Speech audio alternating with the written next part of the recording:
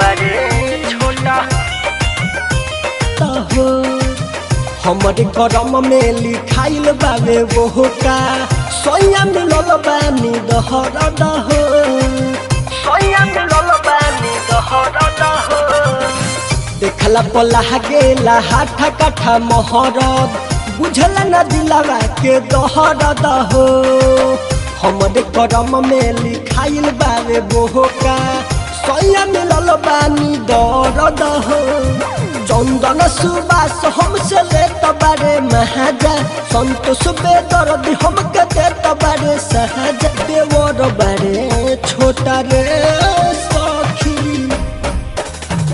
देवर बारे छोटा कैसे होई सखी गुजारा देवर बारे छोटा चढ़ल जवानी बसारा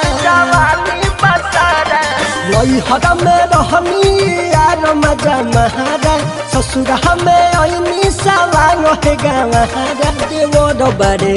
छोटा